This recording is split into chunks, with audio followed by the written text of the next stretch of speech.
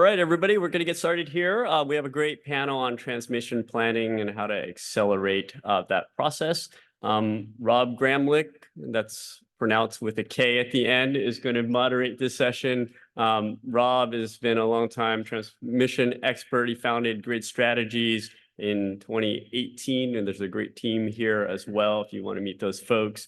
In addition to being a transmission expert in real life, Rob also plays one on TV.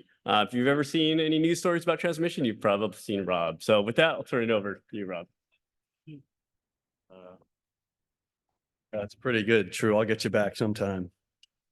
Thank you all for coming. Yeah, I am a consulting firm planner and dispatcher. I plan the Grid Strategies infrastructure, and then we dispatch the 18 economists and engineers on projects. Thank you all for coming. Transmission planning is just as important as it ever was. In fact, I think more so with the AI data center and various other load growth expansion that's happening.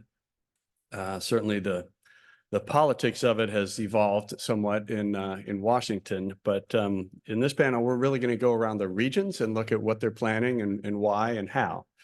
I'm joined by an excellent panel. We have Aaron Bloom, Executive Director for Transmission Fundamentals with NextEra Energy Resources. And going in order, Jennifer Curran with Senior Vice President, Planning and Operations for MISO. Sunny Raheem, Director of System Planning for the Southwest Power Pool, and Allison Clements, Principal with 804 Advisory, which she will describe to you, but former FERC Commissioner and former transmission advocate before that, where I got to know her. And it's just a pleasure. I also want to say that I'm a 23-year ESIG veteran. I think I first spoke in 2002 or 3, and I've been coming pretty regularly ever since. So it's great to see many of you. This is a nice community, as Mark Ahlstrom said in his opening yesterday. So with that, I think we will start with Aaron and go through the presentations, and we'll hold questions. We'll have plenty of time for Q&A at the end, so get those ready as we go through. Okay. All right. That's a hard act to follow. I got to up my slide game is my takeaway. So Jennifer Curran, MISO. So as we think about the transition that this industry has been going through for many, many years, right? How many years have we been standing up here saying things are changing, they're changing faster than ever, right? Many, many years we've been saying that. But we've developed a structure to talk about it that we call the reliability imperative. And the word reliability is really important because we are in a time where we are at reserve margins, so that are kind of right at the target level, which is economically efficient and reliably harder. We have a lot of change still happening in generation and now load growth like we've never seen before. So really the question is, how do we address that reliably and ultimately efficiently? But at the end of the day, we're thinking about keeping the lights on. So a couple different pillars, right? One is market redefinition. How do our market products need to change to address that? Operations of the future in our control rooms. I could do a whole separate presentation on that, but what are the tools and capabilities that operators need when they're dealing with a situation they used to deal with every day being the same? Now they're going to be dealing with most days are different. How do you prepare for that? System enhancements, right? All the technology that underlies that. And last but not least, and the topic of today is transmission evolution. So how do we think about using the comprehensive planning process to get the transmission in place that's needed? And in the question of speed, ideally ahead of when it's needed, which means taking an approach where you're going to be using some scenarios and some crystal balls, which I'll talk about, because the challenge with transmission is it does take a long time. And if you wait till you know the exact answer, you're far, far, far too late. So we've been on a decade-long journey, but at least since 2022, we've been in all call part 2 of the journey to think about the transmission that's needed. So we've been working on a process we call the Long Range Transmission Planning Process, LRTP for short, that has been to date focused on the north and central regions of MISO. Back in 2022, we recommended and the board approved a group of 18 projects that are meant to address the reliability questions and a number of those metrics that Aaron talked about that I'll mention in a minute as well. As we thought about this particular portfolio, which was really the next one, building on the original multi-value projects back in 2011, one of the things we were specifically focused on was the question of speed. And in this case, the question was, is there a way to speed or avoid ultimately some of the fights around siting? So when you look at this portfolio, 60% or more of the projects are either on existing right of way or an expansion of existing right of way. And the idea behind that was to make the regulatory process go faster. Now, there's no free lunch. So by doing this, we are headed to a world where we're going to have more congestion on the system as we take various lines out of service and put facilities back into service. So from an operational standpoint, we're going to have a couple of challenging years coming up. But at the end of the day, we are seeing that these projects are moving through the regulatory process fairly quickly, which is helpful. But I will say, back to the time question, we approved these in 2022. We're in 2025. Most of these are in the regulatory process. A fairly good set are through the regulatory process. But, you know, almost 3 years later, that's where we are still, right? We're just, I think, starting construction on the first one. I hear we just started working on that recently.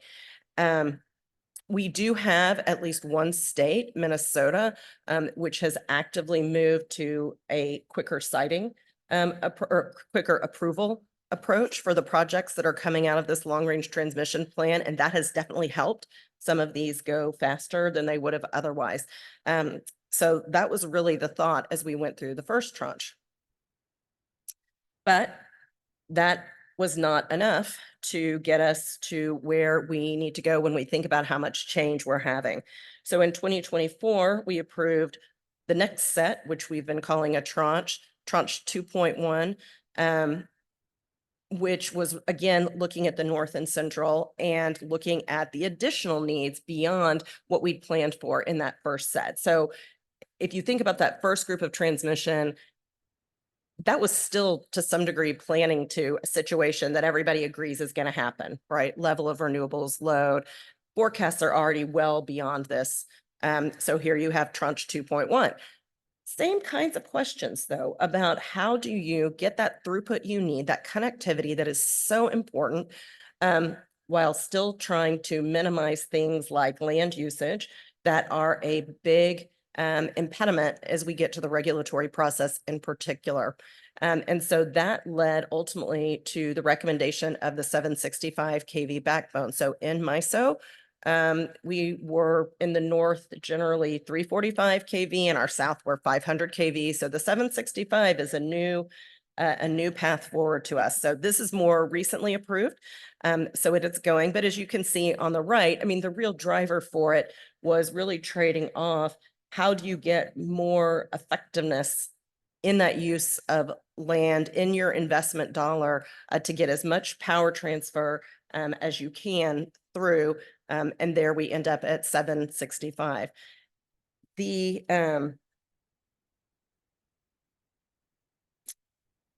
Yeah, so I think as we think about this and we think about the transmission overall, I should say that MISO's job is not actually the siting, right? That's the job of the utilities. We're more drawing lines between point A and point B. But one of the things we can do to accelerate things is, one, try to get ahead of it, as I noted, but two, really work with our members thinking about these land usage. So again, a big leap for MISO that no doubt is going to have some challenges as we move into a space where people don't have a lot of experience building in the MISO footprint or operating the 765 kV transmission.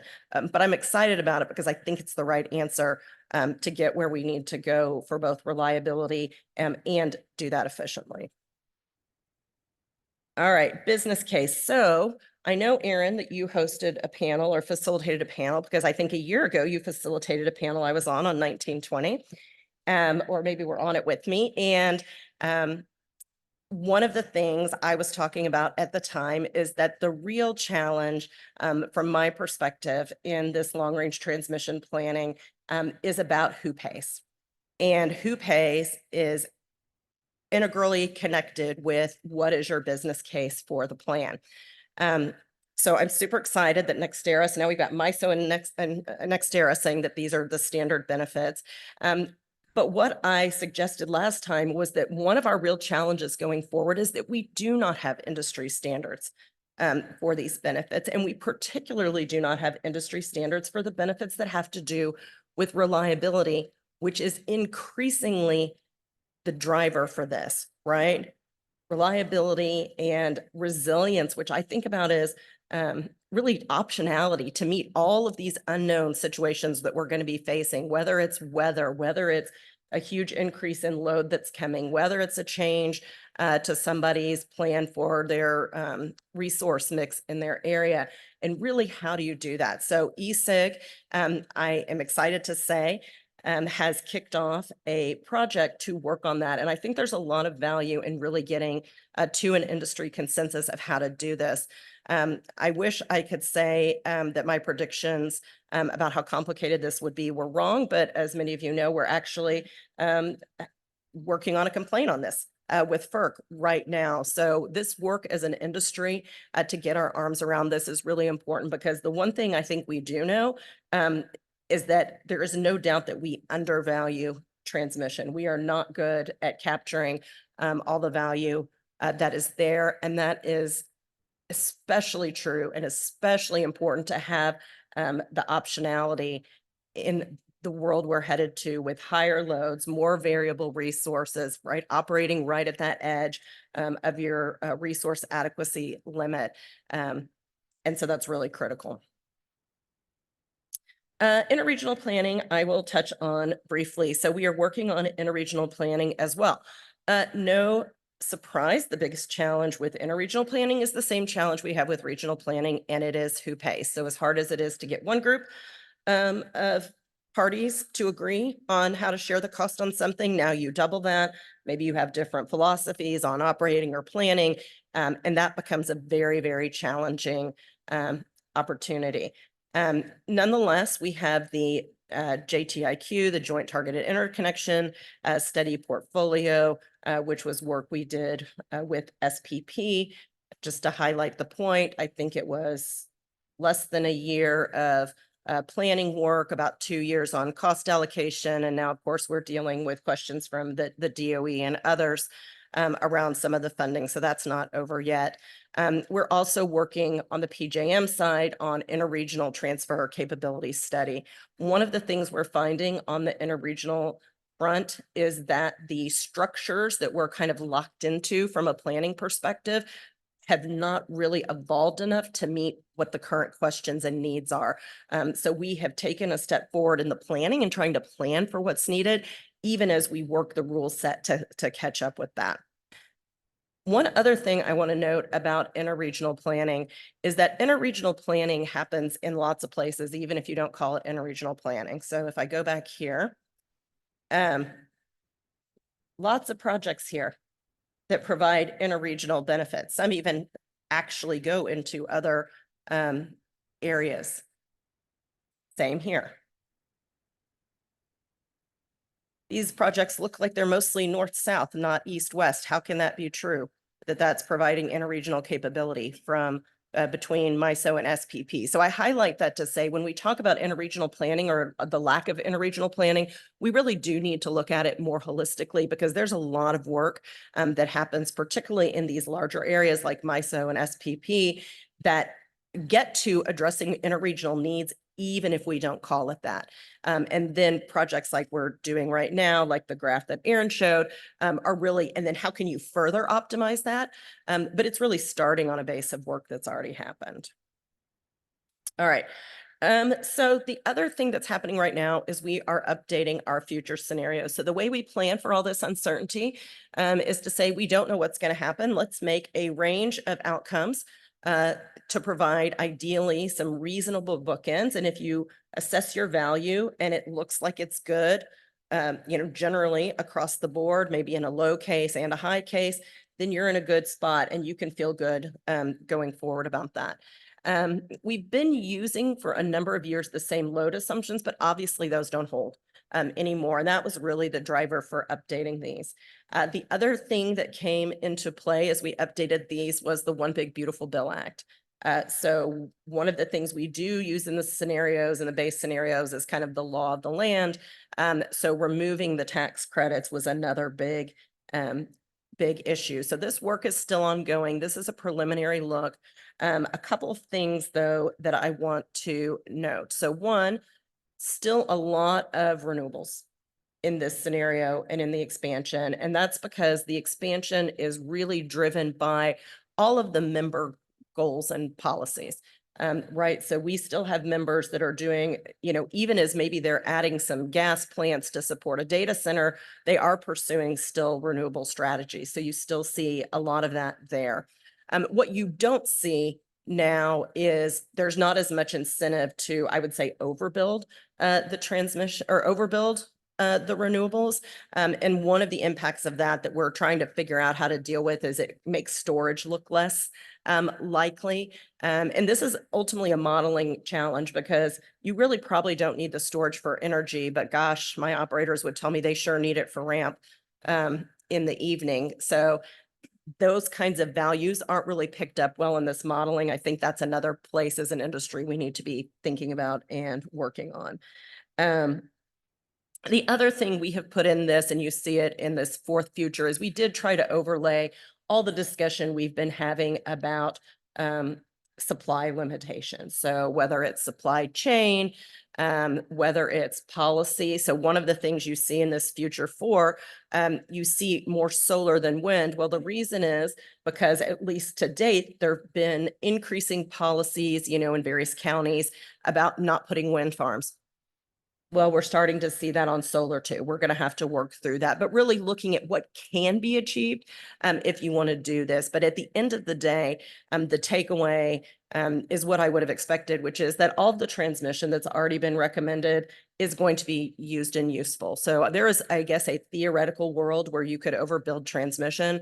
I do not believe it is a reality in a practical world. There are too many barriers, whether it's cost or land use, that are coming against transmission, that we are far from a place where we have a risk of overbuild.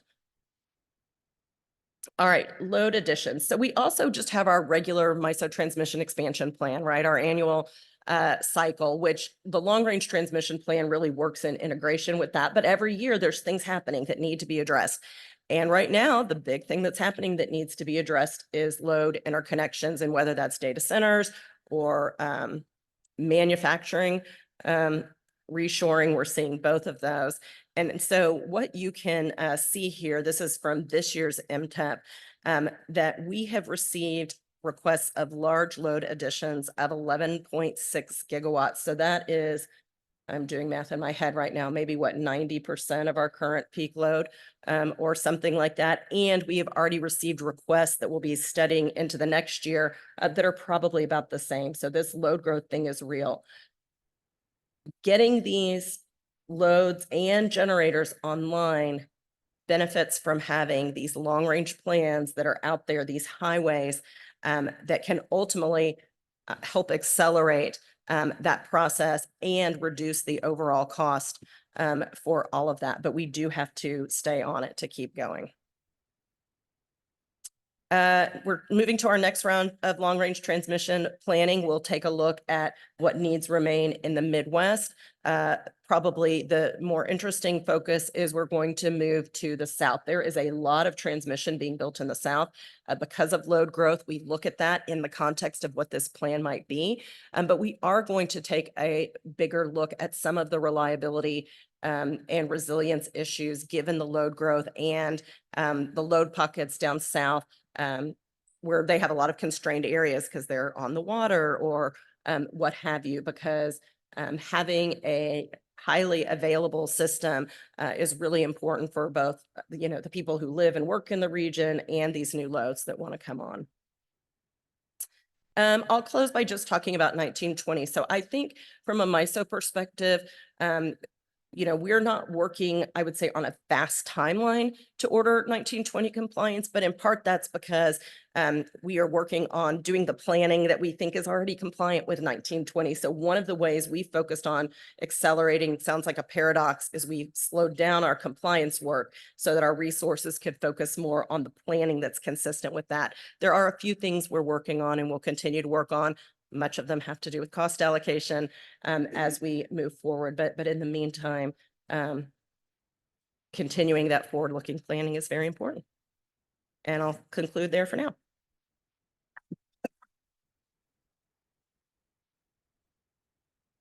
Thank you, Jennifer.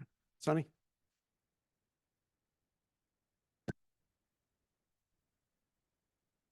Right. Good morning. I'm Sonny Raheem.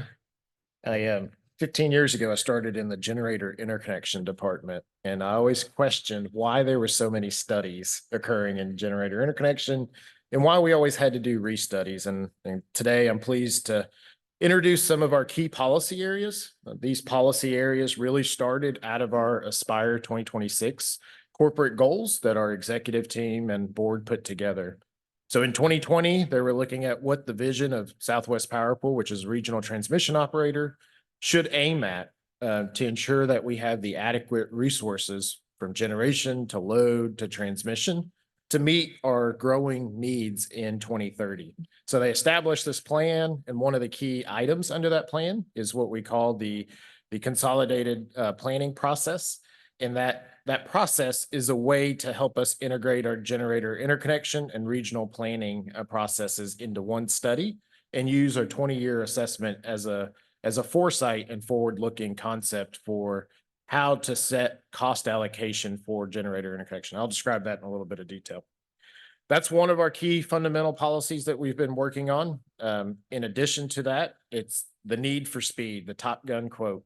That's when we identify transmission, we want to be able to have our RTO policies set up such that we can make decisions on who's constructing that transmission as quickly as possible. And then also to have policies in place to review those projects if our futures assumptions are inaccurate or not showing that same trend going forward. And on top of that, there's another panel going on at ESIG right now about AI automation. We've done a tremendous investment into automating and introducing artificial intelligence into our transmission planning processes with our partnership with Hitachi Energy. So those are our key 3 areas of focus for changing the game on how we're doing transmission planning, preparing for the grid that's needed for 2030. So I'll start with CPP. CPP is making headlines, and it's making headlines because it is consolidating the planning process and providing a level of cost certainty that doesn't exist today. This process has gone through over 200 stakeholder reviews and meetings at SPP. And really the genesis of it is we have 2 individual study processes today for generator interconnection and regional planning, but they are codependent on each other when you think of needing to recommend transmission that enables generation to serve that growing load need. So today, much like the rest of the national process on how to do generator interconnection studies, is we wait for a generator interconnection request to show up. We do a study to identify the but-for upgrades for that generator and assign those upgrades to that generator or set of generators. What that does is it creates a lot of decision-making leading to suboptimal transmission. So it's that but-for requirement to mitigate that need in that single snapshot that generator sees. So likely you're going to see smaller upgrades coming out of that generator interconnection process. If you see big upgrades coming out of it, those generators are likely not able to afford that to fund a 345 or 765 line on their own. So what that does is it creates lots of redundancies in the study process, triggers a lot of restudies. Engineers start questioning why they're continuously running these restudies. And it creates this cycle of not understanding the generation mix as it's coming out of the GI process for your regional planning assessments. So in your regional planning assessments, you're getting different bookends of futures or scenario predictions with different demand amounts, and you have to forecast how you're going to meet that demand along with its resource adequacy obligation across that 5 to 10 to 20-year horizon. And one of the ways that is performed is to look at the GIQ to see what's coming out of that GIQ, to add those planned resources into the regional planning process to identify the incremental transmission beyond those generators. But if you have a cycle of restudies continuing in the GI process, it's hard to predict what's going to fall out of that if you're always restudying the same types of generators and trying to use those into your considerations of regional planning processes. So we landed on this concept of the CPP, and that's to bring our generator interconnection studies within our regional planning studies. It's a focal point today to assume what generations are going to be planned, but this provides the generator interconnection community the opportunity to be a stakeholder in the regional planning process. It allows us to study these generator interconnection sites ahead of time, such that it's ready to go results when a generator shows up at these planned locations. But most of all, what it does is it enables holistic transmission planning. So if you're able to identify the latest generator needs, load forecast, you're able to recommend the most holistic transmission that's cost effective and is multi-driver driven, so it can address those needs for generator interconnection and load in the same study and provide cost certainty to all parties that are involved. So our revision request, which has been a journey for 3.5 years, 200 something meetings with stakeholders, is coming to an end. I'm very excited about that. 200 meetings talking about the same thing gets a little exhausting. So we are planning on filing this in the next week. And the key principles under CPP are: one, the need for speed. We have to get generation connected as quickly as possible. The load growth is real and it's showing up today. We're exhausting our system more today than we have in historical years. So we have to set up the policies to enable those generation interconnection requests to connect faster, but also pay their fair share for network upgrades. So this concept not only increases the efficiency of the process, but it also enables more equitable cost sharing between load and generation. And I'll describe that in a little bit about how we're doing that in the policy work. And then, as I mentioned a few minutes ago, this does lead to more efficient and reliable planning. If you're able to consider the latest inputs, you're able to recommend holistic transmission that addresses multiple needs. So how do we plan on sharing cost in the CPP? We have a new framework that we're calling the grid contribution, and it actually stands for something. We got a lot of great acronyms at SPP and continuing that trend. So it stands for Generalized Rates for Interconnection Development Contribution. The way that policies work today and the way that RTOs and ISOs do generator interconnection studies, they put the generator in, find the items that they break, assign those suboptimal upgrades to those generators. Those generators hold the responsibility for that cost allocation. What likely happens is those generators just drop out and find a better queue position to get less cost assigned. There is no incentive for cost sharing in the current parallel study processes. So what Grid C does is it says, I'm going to forecast the generation needs with the stakeholders that are impacted by it and forecast out the generation locations across a 20-year horizon using my multiple bookends of futures. And we're going to study those sites before GI customers actually show up. So we factor their needs into a portfolio. That portfolio then is equated to a contribution from GI customers. It's a general contribution to regional planning portfolios that's based on their utilization, their anticipated utilization of the system. So how many megawatts are they using on the 345 system, the 100 kV to 300 kV system, and equating that to a cost contribution on $1 per megawatt for each new generator to contribute to the overall portfolios.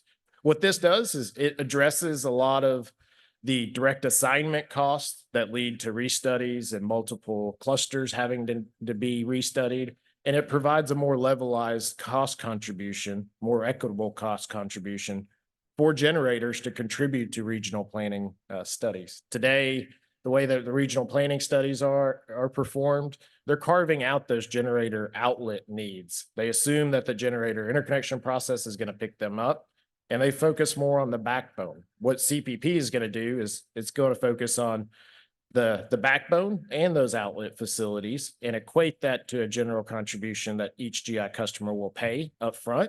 And in return, that generator has cost certainty. So it knows before it shows up how much dollars per megawatt these network upgrade contributions are going to be. And they know that before they even enter the interconnection cluster study process. There are still some direct assignment aspects of this currently. So like when a generator has to connect to a substation and pay for upgrades at that substation, those would continue to be directly assigned to that generator. Those are only benefiting that generator. They're not necessarily benefiting the load. And then affected systems, for now, those are going to be directly assigned or through our JTIQ charge. But eventually we have aspirations to see if this concept can roll into affected system concepts over time. So how does this all flow together? Grid C is a general contribution. So you're taking more of a levelized and equitable approach to cost sharing from generators to load.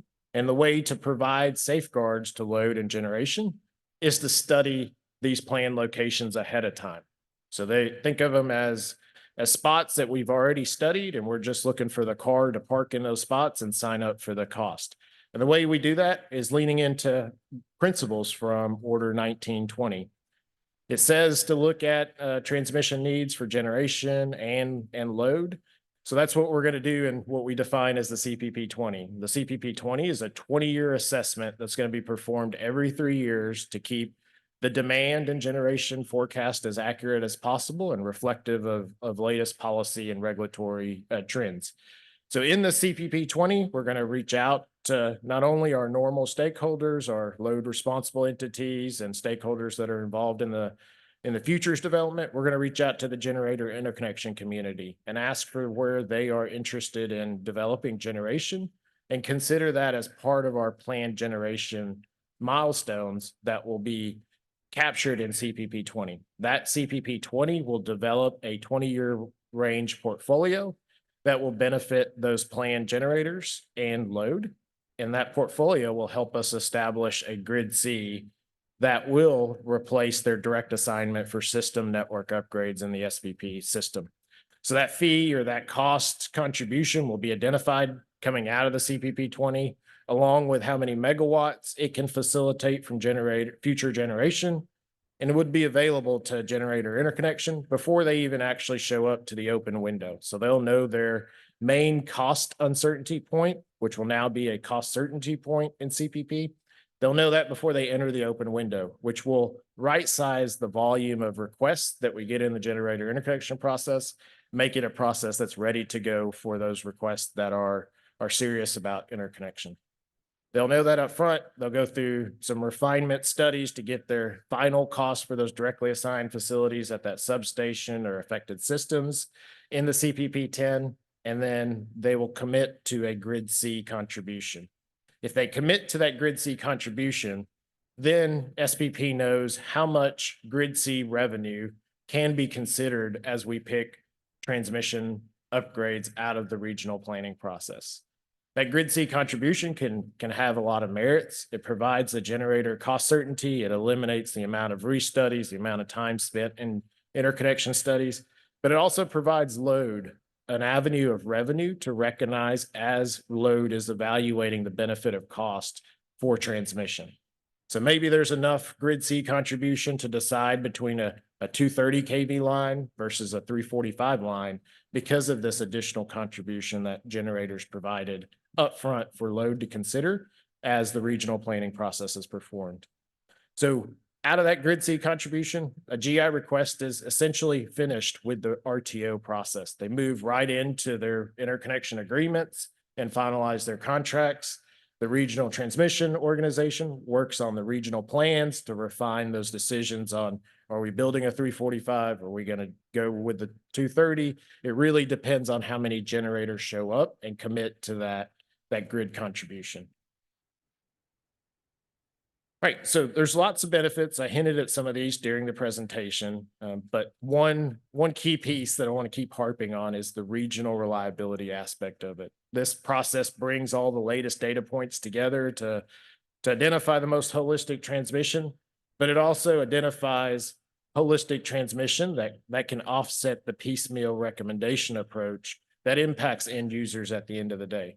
If you keep rebuilding lower KV lines, instead of recommending higher KV lines, for an example, that can have a compounding effect to end user rates. So looking at the bigger picture, acting on the bigger picture as justified can provide increased reliability. It can provide load serving entities who fund majority of the upgrades in the SPP system, provide them a revenue that is equitable to the contributions that GI customers are receiving and benefits for the transmission that's being planned. And for GI customers, it significantly reduces the time spent in interconnection studies. We're anticipating that this is going to reduce restudies at least by 50 to 75%. It's going to increase the time to GIA after an open window closes. That timeline today is roughly 12 to 18 months. It's going to be reduced to 7 months. So a generator can show up, have their GIA in 7 months from the close of the open window. And the best thing is it provides cost certainty such that it doesn't trigger restudies and take attention away from generator developers to keep up with your studies, along with the regional transmission organization that can focus on the transmission upgrades. So that one should get filed in the next 7 days. We will have a celebration. The next piece is our RTO policies. So we recommend transmission. As of recent, it's been multi-billion-dollar transmission out of the 24 ITP, and the 25 ITP, which is up for board approval next week, will also be a multi-billion-dollar portfolio. Transmission is needed as load is already showing up. Our latest load forecast 12 months ago was looking at 63 gigs out in year 10, which would have been the 2029 timeframe. The forecast we got this summer shows that same amount of 63 gigs in our year 2 forecast. So 2027, it accelerated 5 to 6 years in just a matter of 12 months of data submissions. So the load is coming. The question is our generation policies, generation plans, and transmission policies going to set us up for success? One area that we've been concentrated on is we have a large portfolio. How can we get that quickly built? And how do we put safeguards in place such that if the assumptions go away, the load doesn't come to fruition? How do we control those costs such that we don't overbuild and we have the ability to right-size this portfolio as we go along? So we've acted on some policies with our strategic planning committee to automatically reevaluate projects such that the need changes, and also delayed projects. You get projects that are delayed so long, there's a question of are those projects are still needed with their environment around them changing. So this first policy will help us automatically reevaluate that rather than it being an ad hoc process, which will make it more proactive for us to consider the right type of transmission recommendations. The other part of it is there's a lot of activity that happens from when an RTO recommends a transmission for construction to actually identifying the constructing transmission owner through the FERC Order 1000 process. That process can take up to 12 months, and we have policies underway to shrink that time down as much as possible without losing that quality of review on making sure there is a viable constructing transmission owner. And the third item is intermediate planning. I want to cover this in a little bit more detail. This is the gap between transmission planning and operational planning. Operational planning typically looks out 1 month to 12 months. Transmission planning looks out 2 years, 5 years, 10 years, 20 years. There's an inherent gap that exists between that year 0 and year 2 timeframe for opportunities to evaluate reliability and affordability of a organized wholesale market. And what I mean by that is there could be recommendations for transmission enhancements, whether they're transmission or non-transmission solutions such as grid enhancement technologies, that could be recommended as a supplement to long-term transmission. Long-term transmission is going to battle supply chain issues for the foreseeable future, as we're recommending 345, 765 build out.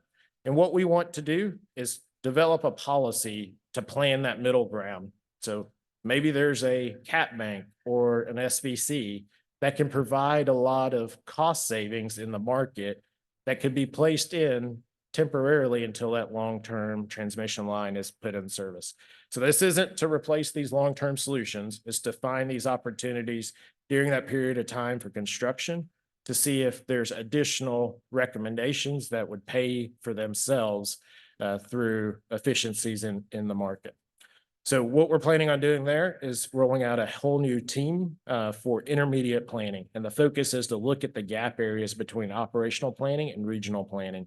This will also help us look at these limitations for generation and load that have limited operation amounts established through long-term forecasts. Those forecasts usually restrict that generator to the most limiting operating point. This team would be able to run these analysis more frequently, such that they can establish quarterly limits to those resources.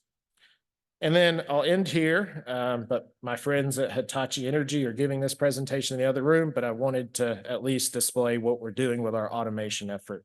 We are looking into artificial intelligence for developing a clone of a Eastern interconnection and Western interconnection model and keeping it maintained within the SPP shop. And we plan on doing that such that we can have a artificial intelligence planning model that can evolve over time as our stakeholders submit new data, as we see new load trends, and it can self-adjust itself such that you are ready to go with an updated model at any given time. The way to get there starts with some foundational blocks. It means that we have to streamline all of our data sources into a single source of truth, get all of that mapped and accelerated, looking at computation horsepower, looking at ways to calculate and run these contingency analysis much quicker than we do today, and then to make that scalable for the future. So we're in the process of evaluating this with Hitachi to take a lot of our software that is CPU based and try to revolutionize that and make it run on GPUs such that we can get more computation out of it, can run more scenarios, as we're investing billions of dollars in transmission recommendations. That's the key, is we have to do more scenarios to make sure the transmission that we're recommending is a no regret solution. And the way to do that is to run additional analysis. To run additional analysis, you need it automated and you need it at a high quality. So I think that's all I have for my presentation.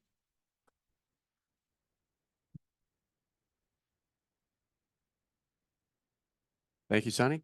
Allison. Hi there, good morning.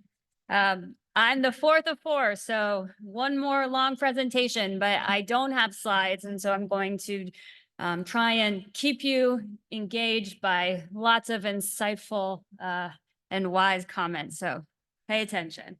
That was actually super interesting. I love GridC. I love GridC. I love the MVP portfolio project. I love the TerraGrid modeling. I mean, that could turn permitting on its head if we could get consensus around those inputs, which, you know, who knows? I love all of the acronyms in SPP. I think whatever chatbot they're using to develop their acronyms is the best one going. But this idea that you can come up as a supply side interconnection and have a per megawatt certainty of cost is pretty fabulous. It's a pretty great opportunity. So I'm going to step back for a little bit, a higher level view from these specific processes to talk a little bit about, you know, what happened with Order 1920 at FERC, what the kind of things it did and the kind of things that are still left to be done, and how the urgency related to those things continues to increase.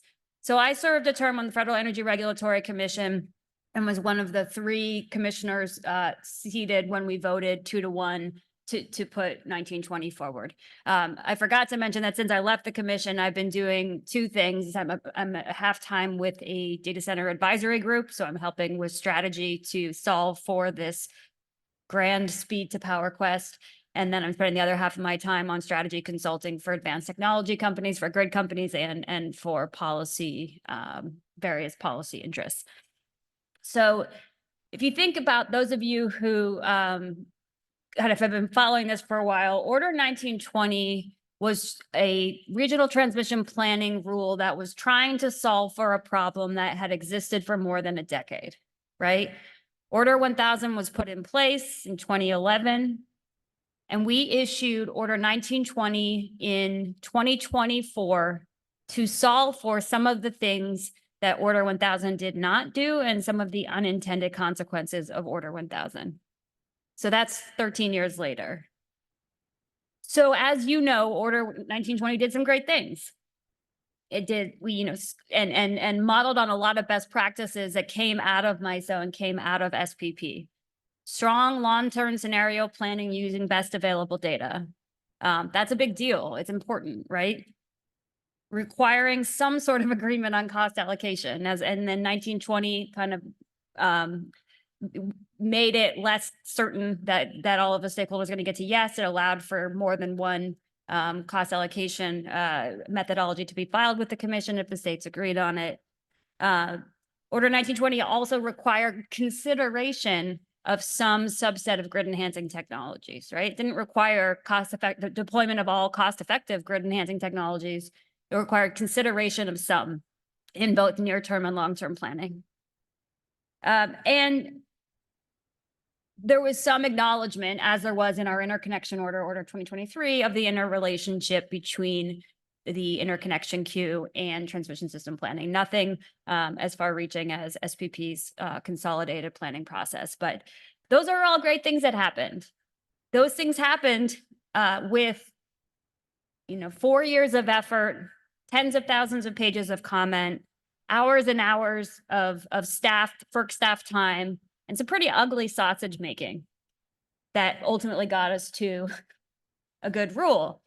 But that rule was 2-1, right? We had one commissioner who, before he left the commission, dissented against the proposed rule, saying there wasn't an issue with the need for new transmission in the country.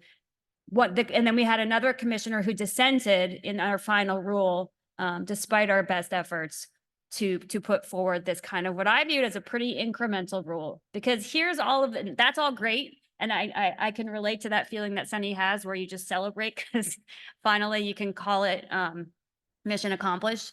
But here's all the things that 1920 didn't do. It did not solve for what really was the 800-pound gorilla in the room on the question of competition. So, Order 1000 was like, relative to competition, was like it was a faucet of competition, but there were it was a leaky faucet. And there were a lot of carve-outs relative to the requirement that grid operators bid out for transmission solutions. And so what happened over the next decade, the stuff that wasn't subject to competition got built more. And that's not particularly surprising. It's straightforward economic incentives. And so during the time of 1920, you all saw publicly those interested in getting rid of competitive bidding put out reports. They had webinars. They came into FERC and met with the commissioners.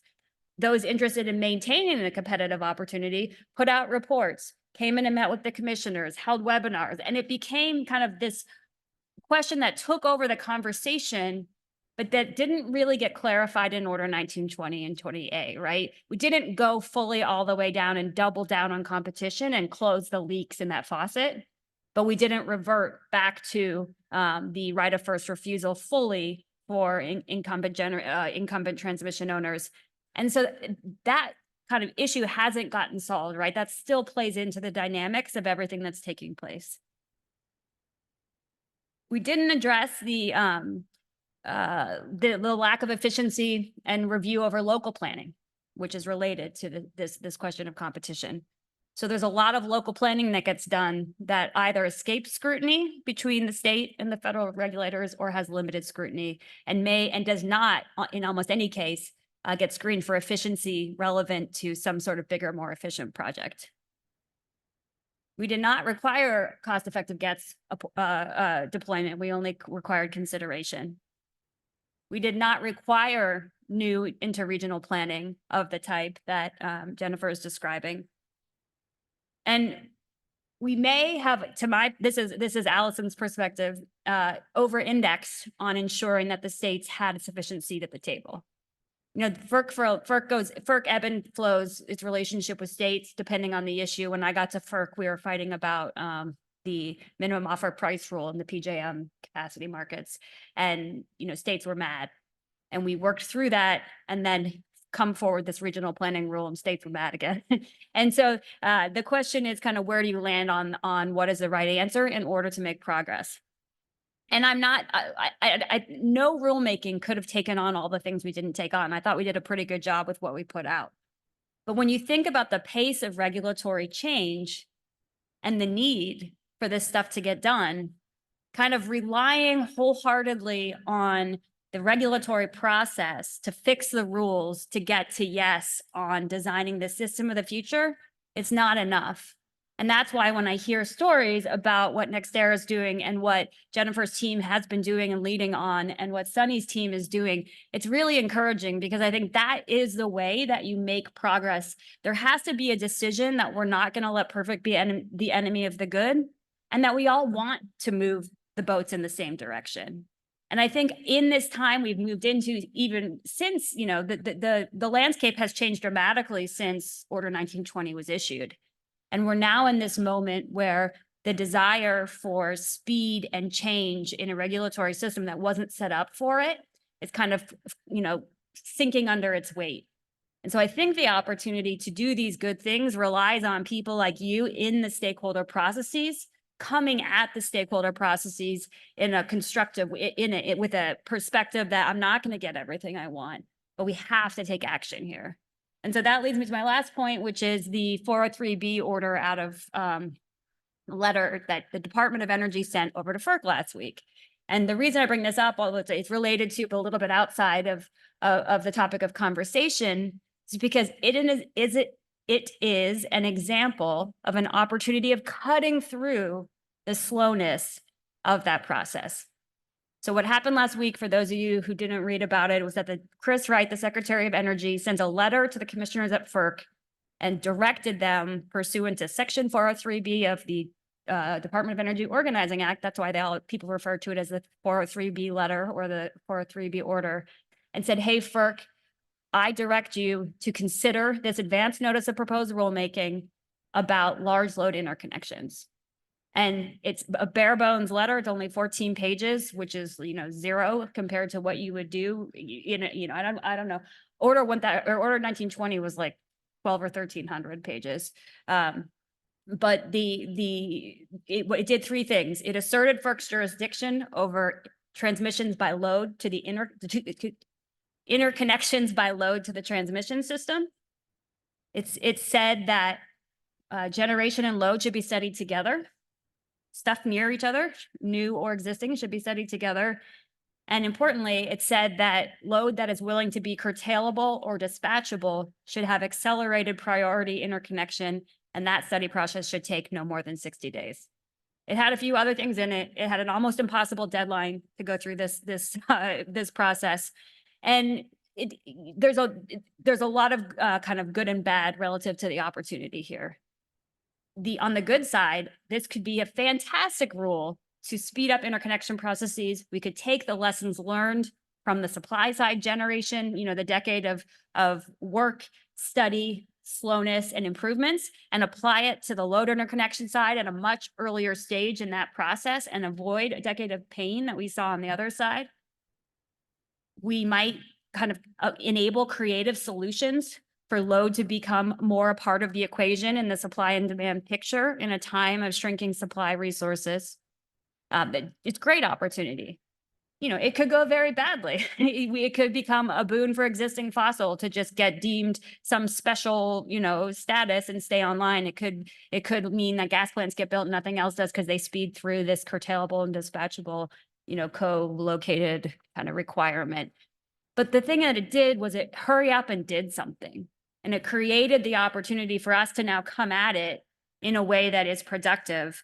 And based on the initial reactions to it from across the political spectrum, there's a lot of kind of hope and encouraging signs that maybe we can take it down in a successful path. It certainly won't be a perfect path, especially in the political environment we're in, but it's an opportunity to have the regulatory process meet the moment. Oh, I forgot to mention it also implicates the independence of the agency, which is a different conversation, but that was in the negative bucket for sure. But it is an opportunity to do some good, and so I hope that these folks here on at the table and all of you will have the chance to engage in it. And so, good luck.